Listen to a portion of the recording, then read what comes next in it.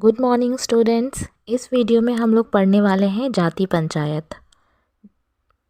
जाति पंचायत समझने के लिए सबसे पहले आपको जाति और उसके विशेषताओं को जानना होगा। तो आप प्रीवियस वीडियोस में जाकर के आप देख सकते हैं कि जाति क्या है और जाति की क्या विशेषताएं हैं, और इसको जानने के बाद आप जाति पंचायत की वीडियो आप देख सकते हैं। जाति समझने के बाद आपको पता चला होगा कि जाति एक सामाजिक और सांस्कृतिक संस्था है। साथ ही साथ ये भारतीय समाज में इकोनॉमिक सिस्टम पे भी बहुत ज़्यादा प्रभाव डालती थी, क्योंकि इसमें वर्ना सिस्टम के अनुसार जो हमारे कार्य होते थे कि हमें क्या करना है, वर्ना सिस्टम में सभी को वर्णों में बांट दिया गया था। अगर कोई ब्राह्मण है तो उसको पूजा पाठ का कार्य करना है, वेद पढ़ना है। कोई क्षत्रिय है तो उसको वॉर्स में जाना है। कोई वैश्य है तो उसको व्यापार करना है। कोई शूद्र है तो उसको कोई किसान का काम करना है, या फिर कोई दस्तकारी करना है। और इससे भी बाहर एक ग्रुप था जिसको कि अस्पृश्य बोला जाता है, जिसके साथ लोग टच भी नहीं होना चाहते थे। उदाहरण के लिए जो चमड़े का काम करते हैं या फिर सफाई का काम करते हैं, उनको उस वर्ण व्यवस्था के बाहर ही रखा गया था। लेकिन जाति का भारतीय समाज में एक और भी पक्ष है, वो है राजनैतिक पक्ष। जो जाति है वो एक राजनैतिक इकाई के रूप में भारतीय समाज में बहुत सालों से कार्य करता आ रहा है। आज हम अगर अभी तो आज़ादी के बाद बहुत सारा हमारे कॉन्स्टिट्यूशन ने कई सारे रूल्स बनाए हैं, तो उसके कारण हमें क्या है, अभी आज़ादी है कोई भी कार्य करने का, कोई भी ऑक्यूपेशन हम अपने मर्ज़ी से चुन सकते हैं। लेकिन पहले ऐसा नहीं था। आज जब हमारे पेरेंट्स ही बोलते हैं बच्चों को अगर डॉक्टर बनने का मन है या राइटर बनने का मन है, और अगर पेरेंट्स बोलते हैं कि नहीं तुम इंजीनियर बनो, तो बच्चे सफोकेटेड फील करते हैं कि हमें अपने पसंद का कार्य करने के लिए या करियर चुनने का मौका क्यों नहीं दे रहे हमारे पेरेंट्स। लेकिन उस ज़माने में सोचिए, जब समाज ही प्रतिबंध लगाता था, आपका धर्म ही प्रतिबंध लगाता था कि आपको जो आपके पिता रोजगार कर रहे हैं उसी रोजगार को आपको भी करना है, और पीढ़ी दर पीढ़ी लोग यही करते थे। अगर किन्हीं को अच्छा काम मिला तो उनके लिए अच्छा था, लेकिन अगर किसी को बुरा काम मिला, काम तो खैर काम होता है, कोई भी अच्छा बुरा नहीं होता है, लेकिन मान लीजिए कि किसी को गंदगी साफ़ करने का काम दिया गया है, तो उसके लाइफ का स्कोप आप आज तो समझ ही सकते हैं कि उसके लाइफ का स्कोप क्या ही ख़त्म हो जाता होगा कि सिर्फ अब ज़िंदगी सफाई करके गुजारनी है। और अगर आपने जजमानी व्यवस्था का वीडियो देखा है तो आपको ये भी पता चल गया होगा कि वो कितना एक्सप्लॉइटिव होता था, क्योंकि आपको वेतन, कोई भी फिक्स्ड वेतन नहीं दिया जाता था। आप कल के लिए कुछ बचा नहीं सकते थे। आपका लाइफ सिक्योर नहीं होता था, कोई इकोनॉमिक सिक्योरिटी नहीं होती थी। इसी तरह से जो जाति है भारतीय समाज में कई सारे रोल्स को प्ले करता था। मतलब भारतीय समाज पूरी तरह से जाति के बंधन में हर पर्सपेक्टिव, हर पक्ष से वो बंधा हुआ था, क्योंकि जाति तो जन्म के साथ ही जुड़ी होती है, और एक सांस्कृतिक पक्ष भी पर भी ये बहुत ज़्यादा पकड़ बना चुका था। ये धर्म से जुड़ा था, आपके हर चीज़ से जुड़ा था, तो आप इससे कभी निकल नहीं सकते थे। तो राजनीतिक स्तर पर भी जाति बहुत ही महत्वपूर्ण भूमिका निभाता था। आज भी हम देख सकते हैं कि राजनीति का और जाति का बहुत ही गहरा संबंध है। तो पहले तो और भी होगा, जब जाति व्यवस्था से ही हमारा समाज चलता था। आज लोकतंत्र है तो जाति इतना महत्व रखती है इलेक्शंस में, तो उस समय तो लोकतंत्र भी नहीं था। तो चलिए हम समझते हैं जाति पंचायत क्या होती है। जैसा कि मजुमदार और मदन कहते हैं, उनकी किताब थी सोशल एंथ्रोपोलॉजी, इसमें उन्होंने ये बात कही थी। वो कहते थे कि राज्य एक समिति है जिसके पास एक निश्चित भौगोलिक क्षेत्र के अंदर अपने सदस्यों को दंड देने की शक्ति होती है अथवा शक्ति के उपयोग का अधिकार होता है। मजुमदार और मदन ने ये बात एक राज्य यानी स्टेट के बारे में बोला था। तो जो हमारे सोशलॉजिस्ट हैं वो जाति पंचायत को भी इससे रिलेट करते हैं और वो बोलते हैं कि जाति पंचायत भी एक ऐसी ही शक्तिशाली इकाई है, मतलब राज्य के बराबर की इकाई है, जो एक विशेष क्षेत्र के अंदर अपनी जाति के सदस्यों के व्यवहारों को निर्धारित करती है तथा जाति के नियमों की अवहेलना करने वाले व्यक्तियों को अनेक प्रकार से दंडित करती है। तो इस स्टेटमेंट से ऐसा पता चलता है कि जैसे कि जो जाति पंचायत है वो कार्यपालिका और न्यायपालिका दोनों कार्यों को एक साथ पूरा करती है। कार्यपालिका यानी एग्जीक्यूटिव और न्यायपालिका मतलब जुडिशियल। तो इन दोनों के कुछ विशेष अधिकार होते हैं। लोकतंत्र में भी आप देख सकते हैं एग्जीक्यूटिव और जुडिशरी को बिल्कुल अलग अलग रखा गया है, लेकिन जो जाति पंचायत ये दोनों का कार्य करती थी। भारतीय समाज में प्राचीन काल से ही जाति जो है बहुत इम्पॉर्टेंट है और जाति पंचायत अपना एक विशेष स्थान हर गांव में रखता है। आज भी बहुत सारे ऐसे गांव हैं जहाँ पे जाति पंचायतें होती हैं, जैसे कि उदाहरण के तौर पे आप खाप पंचायत का नाम सुना होगा। तो वो अपना अगर कुछ भी कोई गलत करता है उनके एरिया में, उनके गांव में, तो जब खाप पंचायत बैठती है तो वो पनिश करने का अधिकार रखती हैं और लोग उस पनिशमेंट को मानते भी हैं।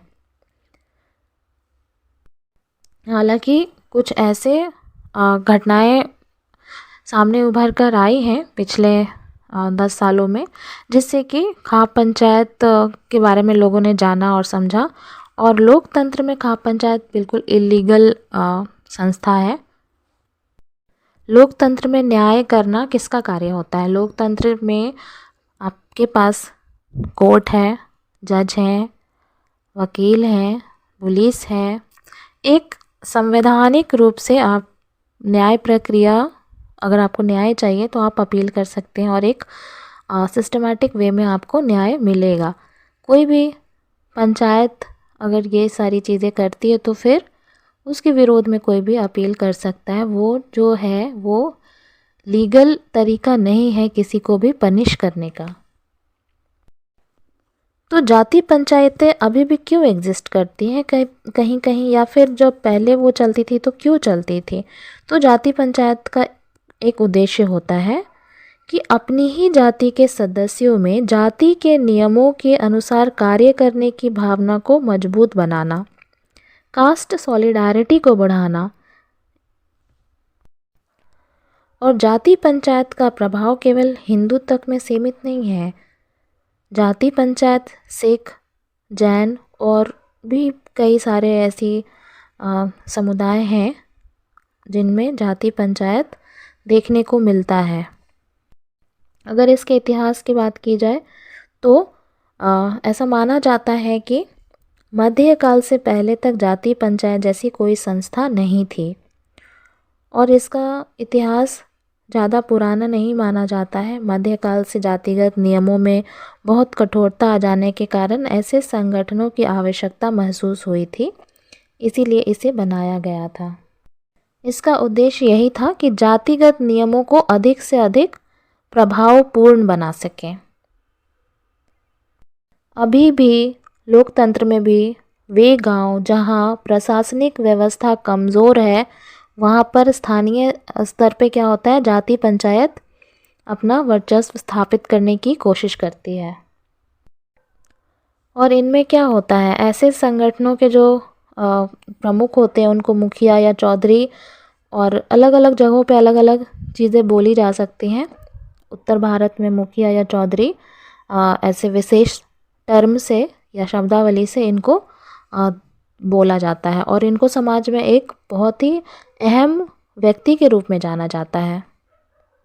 बीच में ऐसा भी हुआ था कि इस पद को मुखिया या चौधरी, जो भी जाति पंचायत के जो प्रमुख होते थे, उसके पद को हेरिडेटरी बना दिया गया, मतलब आनुवांशिक, यानी कि पिता है तो बेटा हो जाएगा, फिर उसका बेटा हो जाएगा। जहाँ भी जाति पंचायतें होती हैं वहाँ पे बहुत ही कठोरतापूर्वक इनके निर्णयों का पालन किया जाता है। कोई भी व्यक्ति जाति पंचायत के विरोध में नहीं जाना चाहता है, जहाँ पर भी जाति पंचायतें काफ़ी मजबूत हैं, क्योंकि उनको फिर जाति से बाहर निकलने का डर होता है। अगर जाति पंचायत के विरोध में कार्य किया जाता था तो क्या किया जाता था, उसको गांव से ही बाहर निकाल दिया जाता था। उसके घर में कोई खाने पीने नहीं जाता था, कोई उसके घर में विवाह नहीं करता था। तो अगर आप जाति से ही बाहर हो जाएंगे, जो कि समाज का एक बेहद ही महत्वपूर्ण तत्व है, तो फिर आप समाज में कैसे एग्जिस्ट करेंगे। आपके पास कोई ऑक्यूपेशन ही नहीं होगा, आपका कोई संबंधी नहीं होगा, आपके घर में कोई विवाह नहीं करना चाहेंगे, कोई आना नहीं चाहेंगे, ना आपको बुलाएंगे। तो फिर इन सब डर से लोग क्या होते थे, जाति पंचायत का जो निर्णय होता था उसको पूरा करते थे और उसको मानते थे, और कोई भी जाति पंचायत के विरोध में जाने की कल्पना भी नहीं करता था। ऐसा कहा जाता है कि 1767 में ईस्ट इंडिया कंपनी ने जातीय कचहरियों की स्थापना भी कर दी थी और राजनीतिक स्तर पर मान्यता भी उसे प्रदान कर दी थी।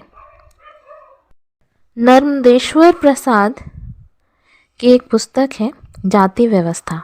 इसमें ये लिखते हैं कि जो ईस्ट इंडिया कंपनी ने जातीय कचहरियाँ जो बनाई, इसके फलस्वरूप प्रत्येक उपजाति की अपनी अपनी जाति पंचायतें बनना शुरू हो गई थीं। इन्हें शासन की ओर से हिंदुओं के सामाजिक और धार्मिक जीवन में हस्तक्षेप करने का भी पूर्ण अधिकार दे दिया गया था।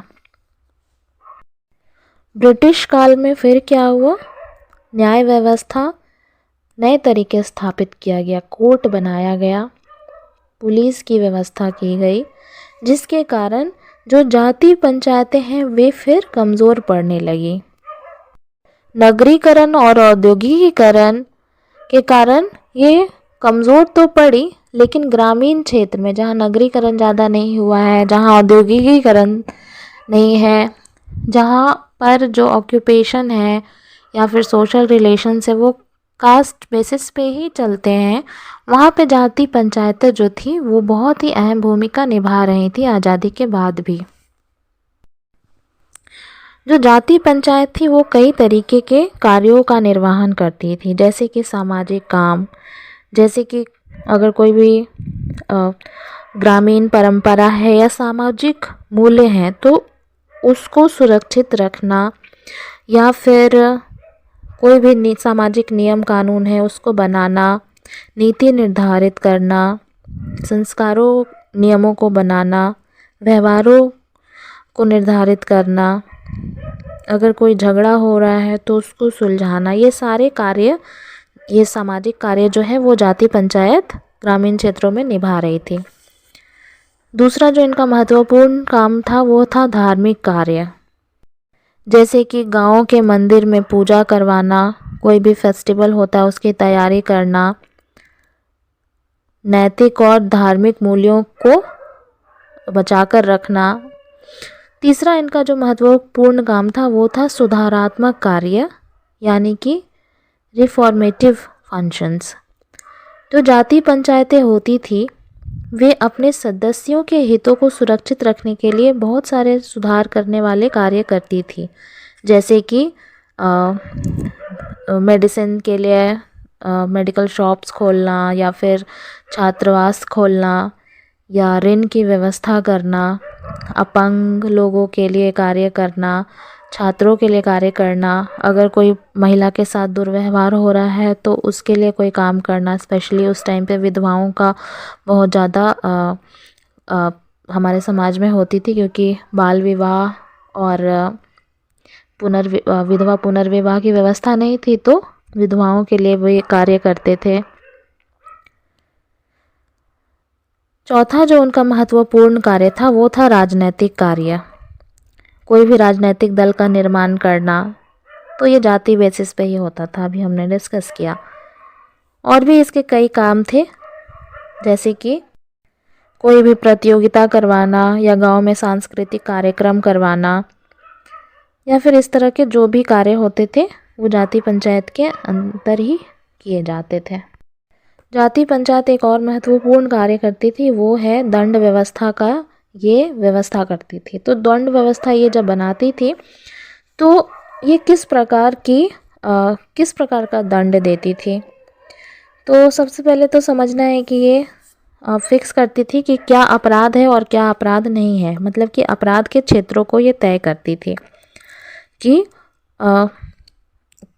क्या अपराध कहलाएगा और क्या नहीं, ये जाति पंचायत ही तय करती थी। जैसे अभी वर्तमान में हमारा कॉन्स्टिट्यूशन डिसाइड करते हैं कि क्या सही काम है और क्या गलत काम है। अगर कोई लव मैरिज कर रहा है तो हमारा कॉन्स्टिट्यूशन क्या कहता है, वो कहता है कि ये कोई गलत काम नहीं है। हालांकि जो हमारे सरकार है वो इसको प्रोत्साहित करने के लिए धनराशि भी देती है, लेकिन जो जाति पंचायत होती थी वो कभी भी इंटरकास्ट मैरिजेस को प्रमोट नहीं करती थी। उनके नज़र में ये अपराध होता था।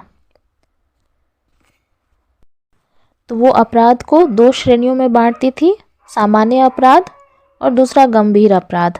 सामान्य अपराध के लिए कॉमन पनिशमेंट दिया जाता था, गंभीर अपराध के लिए बड़ा पनिशमेंट दिया जाता था। इसके बाद होता था दूसरा जो वो कार्य करती थी, अपराध निर्धारण की प्रक्रिया को भी वो डिसाइड करती थी कि किस तरीके से जो अगर कोई अपराधी होगा तो उसको दंड देने की क्या प्रक्रिया होगी। जैसे कि सबसे पहले किसी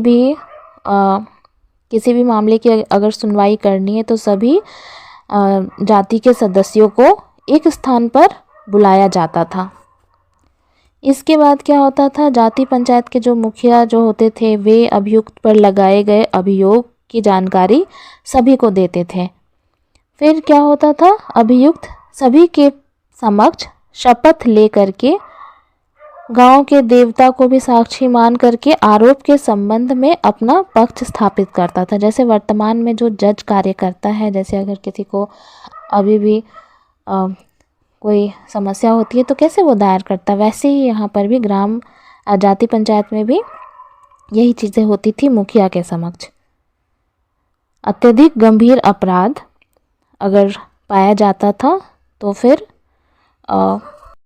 उसी के अनुसार उसको पनिशमेंट दिया जाता था, जो कि जाति पंचायतें ही तय करती थी कि अगर सामान्य अपराध है तो उसके लिए सामान्य पनिशमेंट, और अगर गंभीर अपराध है तो उसके लिए गंभीर पनिशमेंट। कहीं कहीं ऐसा भी था कि मतलब आपको अभियुक्त को परीक्षा देनी होती थी, जैसे कि गरम तेल में उंगली डालना या फिर आग पर चल करके अपना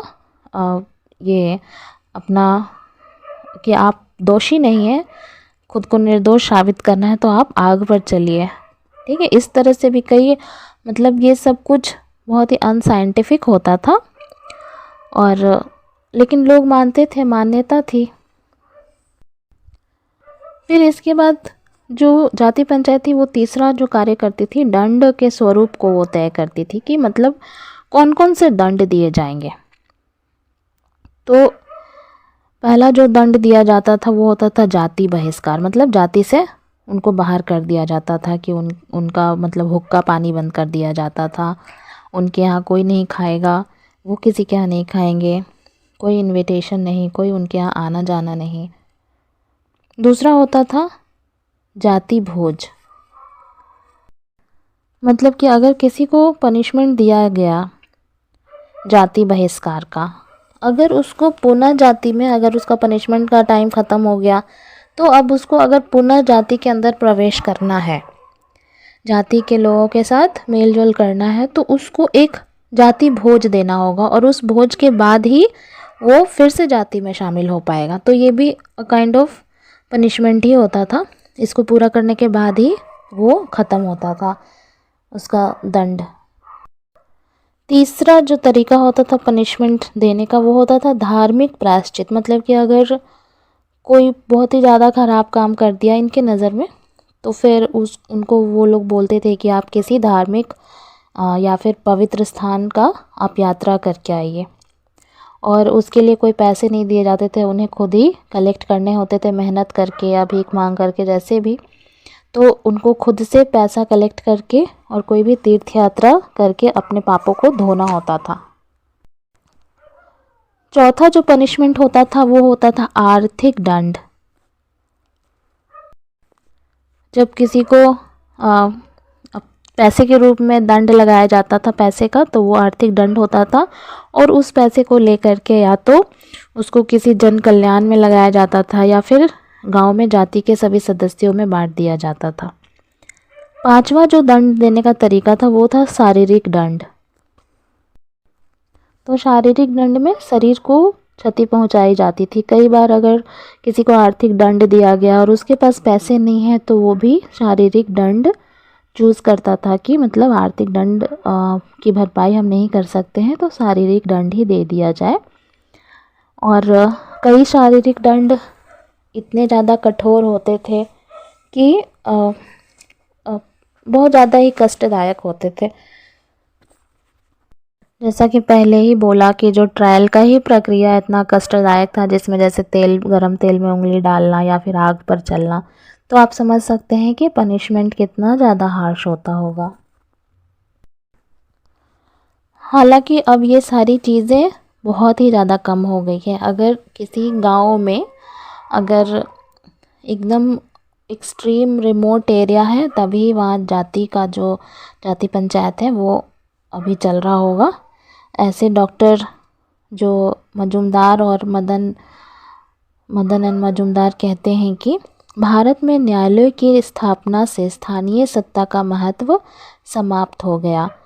इसके स्थान पर सभी विवादों के लिए न्यायालय की शरण ली जाने लगी। तो अभी क्या है, अभी जो लोग गरीब हैं, जो लोग कोर्ट कचहरी में नहीं पढ़ना चाहते हैं, अभी भी कई गांवों में क्या होता है ना कि पंचायत के द्वारा ही वो लोग समझौता करा लेते हैं। कोर्ट कचहरी पुलिस के चक्कर में वो नहीं पढ़ना चाहते हैं क्योंकि उनको उतनी जानकारी नहीं है या फिर धन नहीं है, शिक्षा नहीं है, इसीलिए। हालांकि अब तो जो भारतीय समाज है यहाँ इंटरनेट इतना ज़्यादा अवेलेबल हो गया है, सभी चीज़ें डिजिटलाइज्ड हो रही हैं, तो सभी चीज़ें जल्दी प्रकट हो जाती हैं। जैसे कि नॉर्थ इंडिया में ही कुछ स्टेट है वहाँ पे जहाँ खाप पंचायत चलता है, वो लोग पनिशमेंट के तौर पे जैसे इंटरकास्ट मैरिज अगर कर लिया उनके बच्चों ने तो खाप पंचायत उन्हें मतलब फांसी की सज़ा भी सुना देते हैं और दे भी देते हैं। तो कुछ घटनाएं ऐसी हुई थी, उसके बाद से ये चीज़ें नोटिस में आने लगी थी। तो मीडिया है, आज सोशल मीडिया है, इंटरनेट है, सारी चीज़ें क्या होती हैं जल्दी से आ जाती हैं लोगों की नज़रों में। तो अभी उतना ज़्यादा एक्सट्रीम लेवल का जब होता है तब नज़रों में आ जाती हैं, लेकिन मान लीजिए कि कोई गरीब इंसान है, किसी के घर में चोरी हो गया या फिर घरेलू झगड़ा हो गया, मारपीट हो रहा है, किसी महिला के साथ अत्याचार हो रहा है, सास बहू का झगड़ा हो रहा है, तो जो चीज़ें हैं कभी कभी पंचायत लेवल पे इसको या जाति पंचायत लेवल पे इसको सुलझाने की कोशिश की जाती है। तुरंत अभी भी लोग कोर्ट में नहीं जाते हैं ग्रामीण क्षेत्रों में। हालांकि कोर्ट का दरवाज़ा जो है सभी के लिए हमेशा खुला रहता है। जब भी इंसान का आँख खुले या जब भी जागरूकता है लोग वहाँ जा सकते हैं। अब तीसरा सेक्शन, इसके अंतर्गत हम लोग पढ़ते हैं जाति पंचायत की संरचना क्या होती थी। तो शाब्दिक रूप से पंचायत का अर्थ होता है पांच व्यक्तियों का संगठन, लेकिन व्यवहारिक रूप से जाति पंचायत एक सामाजिक और न्यायिक संगठन था जिसके सदस्यों की कोई निश्चित संख्या नहीं होती थी। किसी स्थान पर एक जाति के सदस्यों की संख्या के अनुसार ही जाति पंचायत के सदस्यों की संख्या भी निर्धारित होती थी। दूसरा जो इम्पोर्टेंट इसकी संरचना का जो पार्ट है वो है जाति पंचायत के अधिकार और कर्तव्य लिखित ही नहीं होते थे। हमारा कॉन्स्टिट्यूशन लिखित है, लेकिन इनके क्या होते थे, जो अधिकार और कर्तव्य लिखित नहीं होते थे, बल्कि इसका निर्धारण परंपरा के अनुसार होता था। सब कुछ वहाँ ओरल होता था। जाति पंचायत के कार्य क्षेत्र में वे सभी कार्य आ जाते थे जिनका संबंध किसी जातीय समूह की एकता, अपवित्रता, जातीय स्थिति और धार्मिक क्रियाओं से होता था। वो सभी का जो निर्णय है, विवाद है, सब कुछ ये डील करते थे। तीसरा जो पॉइंट है वो है कि जाति पंचायत एक स्थानीय संगठन होता था। कोई भी जाति पंचायत अपने क्षेत्र से बाहर रहने वाले व्यक्तियों के जीवन में हस्तक्षेप नहीं कर सकता था। यदि कोई व्यक्ति अस्थायी रूप से अपने गांव से दूर किसी अन्य स्थान पर जाकर रहने लगे तो भी जाति पंचायत को उसके बारे में निर्णय लेने का अधिकार होता था। मतलब बच ही नहीं सकते हैं जाति पंचायत से। चौथा जो इसके स्ट्रक्चर का पार्ट है वो है परंपरागत रूप से जाति पंचायत का भी एक मुखिया तथा एक कार्यकारिणी होती थी। गांव में एक जाति के सभी लोग अपनी जाति पंचायत के समान सदस्य होते थे। सामान्य सदस्यों का कार्य अपनी जाति के सदस्यों के कार्य की जानकारी रखना तथा किसी भी निर्णय को प्रभावपूर्ण बनाने के लिए जाति पंचायत के मुखिया को सहयोग देना होता था। तो मेंबर्स तो सभी होते थे और सभी को अपना अपना कार्य करना होता था, जैसे कि सब सदस्यों की जानकारी रखना। अगर कोई गलत कर रहा है तो जाकर के उसको मुखिया को सूचना देना। ये सब कुछ क्यों था? कंट्रोल बनाने के लिए, वर्चस्व बनाने के लिए। जाति पंचायत की बैठकें कब होती थी? जब एक जाति पंचायत का कोई सदस्य अपने लिए निर्धारित किसी काम की नियम की अवहेलना करता था। कोई भी क्राइम की जैसे ही सूचना मिलती थी वैसे ही जाति पंचायत की बैठक बुलाई जाती थी। लेकिन जाति पंचायत अपने किसी भी नियम के उल्लंघन की जानकारी प्राप्त होने पर स्वयं भी किसी सदस्य के विरुद्ध कार्रवाई करने के लिए सक्षम होता था। यह इसका पांचवा स्ट्रक्चर का इम्पॉर्टेंट पॉइंट है कि बैठकें कब होती थी। तो जब भी वो चाहे, अगर पब्लिक करवाना चाहता था तो वो भी करवा सकता था, या फिर अगर मुखिया करवाना चाहे तो वो भी करवा सकते थे। अब जो जाति पंचायत के स्ट्रक्चर का जो छठा इम्पॉर्टेंट पॉइंट है वो है कि जाति पंचायत की जो कार्यकारिणी के सदस्य होते थे वे उसी जाति के सम्मानित और प्रभावपूर्ण व्यक्ति होते थे, या फिर बनने के बाद वे प्रभावपूर्ण बन जाते थे। तो जो भी सदस्य होते थे कार्यकारिणी के, मतलब जो नियम बनाते थे या फिर उसको एग्जीक्यूट करते थे, वो बहुत ही रेप्यूटेड माने जाते थे उस समाज में। और इसके सदस्य जो बनते थे वो किसी विशेष आयु और किसी विशेष क्षेत्र में रहने वाले लोग होते थे। जैसे कि उदाहरण के लिए जो ज़्यादा उम्र के लोग हो गए उनको ज़्यादा बनाया जाता था, क्योंकि वो ज़्यादा एक्सपीरियंस थे। तो जैसा कि मैंने पहले भी कहा कि इसमें जो भी कार्य होता था वो परंपरा के अनुसार होता था, इसीलिए इसमें जो ज़्यादा आयु के लोग हो गए उनको ज़्यादा इम्पोर्टेंस दिया जाता था। जो इसका सातवां जो इम्पोर्टेंट पॉइंट है वो है जाति पंचायत की कार्यवाही जो है वो सार्वजनिक रूप से होती थी। सभी लोग आते थे और सबके सामने उनका जो ट्रायल है वो सबके सामने चलता था। और जो जाति पंचायत है अपने सामान्य सदस्यों की राय के आधार पर निर्णय देती थी। जाति पंचायत अभी कम हुआ है। क्यों कम हुआ हमने अभी डिस्कस किया, जैसे कि अंग्रेजी शासन व्यवस्था के कारण हुआ।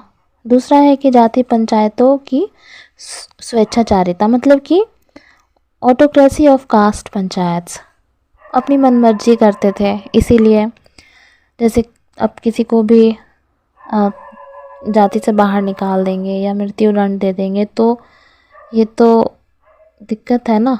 फिर धर्मनिरपेक्ष राज्य की व्यवस्था या स्थापना, हमारे यहाँ क्या हो गया, कॉन्स्टिट्यूशन बना। कॉन्स्टिट्यूशन में अब न्याय व्यवस्था निर्धारित कर दी गई है।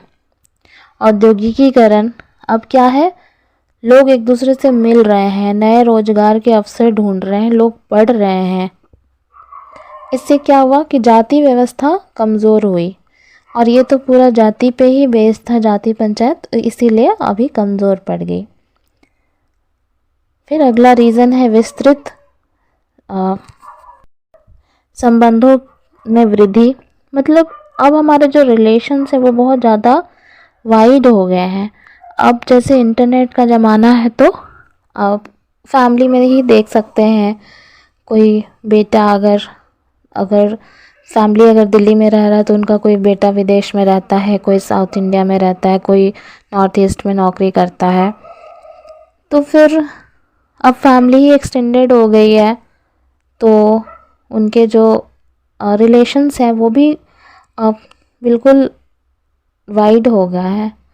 अब लोगों में क्या है, कास्ट सॉलिडारिटी धीरे धीरे कमज़ोर हो रही है। साथ ही साथ जो उनका रहने का स्थान है वो भी, उसमें भी परिवर्तन आया। पहले क्या होता था, जाति बेस्ड ही लोग घर बनाते थे, टोला होता था, कोई मुसहर टोला है, कोई भूमियार टोला, कोई राजपूत टोला, इस तरह से कास्ट के नाम पे ही कई टोला का नाम रख दिया जाता था। तो अब कास्ट वाइज लोग रह भी नहीं रहे। एक अपार्टमेंट में कई फ्लैट्स हैं, उसमें कई जाति के लोग रहते हैं, तो जाति पंचायत चलना पॉसिबल भी नहीं है। लेकिन गांवों में जहाँ पे लोग रहते हैं अभी भी जाति आधारित कॉलोनीज़ में या टोला में, तो वहाँ पे जो जाति पंचायत है वो एक्टिव रहती है। अगला जो पॉइंट है वो ये तो हो गया जाति का जब महत्व अभी कम हो रहा है नगरीकरण के कारण। फिर अगला जो है सामाजिक चेतना। अब जो है सामाजिक चेतना का विस्तार किया जा रहा है। अब लोग पढ़ रहे हैं, पढ़ लिख कर सीख रहे हैं। साथ ही साथ अगला जो पॉइंट है वो है कि राजनीति में भी कई तरह के रिफॉर्म्स हो रहे हैं। जैसे कि हमारे यहाँ क्या हुआ, कल्याणकारी राज्य बनाने के लिए हमारे यहाँ पंचायती राज व्यवस्था की शुरुआत हुई। इसमें क्या हुआ कि अब जो पावर को डिस्ट्रीब्यूट किया गया, जो भी पॉलिटिकल पावर है स्टेट का, सेंटर का, उसको डिस्ट्रीब्यूट किया गया। किसी एक आदमी के हाथ में पूरी सत्ता नहीं होगी। लोकल लेवल्स पे भी लोगों को पॉलिटिकल पावर दिया गया। तो उसके कारण मतलब एकदम, अब जैसे कि पंचायत का इलेक्शन है, अब गांव-गांव में भी लोग जान रहे हैं कि हाँ कानून है, सरकार क्या होती है, सभी लोग ग्राम सभा के मेंबर्स होते हैं। तो अब लोग जान रहे हैं कि क्या है। हालांकि उसका कितना फ़ायदा उठा रहे हैं यह तो रिसर्च का विषय है, लेकिन अब लोग जान रहे हैं।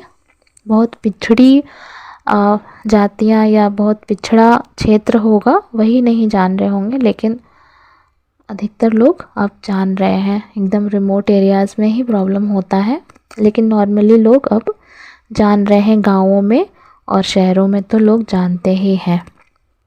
तो आज ये जो टॉपिक है जाति व्यवस्था, और हमने इसमें डिस्कस किया जाति पंचायत, कास्ट पंचायत। उम्मीद है आपको ये पसंद आया होगा। अगर क्वेश्चंस किस प्रकार के आ सकते हैं, तो जैसे कि पूछा जा सकता है कि ग्रामीण भारत में जाति के बदलते हुए स्वरूप की विवेचना कीजिए।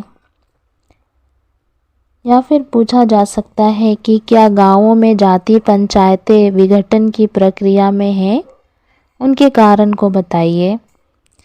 या फिर सिंपल वे में पूछा जा सकता है जाति पंचायतों के विघटन के क्या कारण हैं। विघटन मतलब डिसइंटीग्रेशन, यानी कि factors responsible for disintegration of caste panchayat, ये पूछा जा सकता है।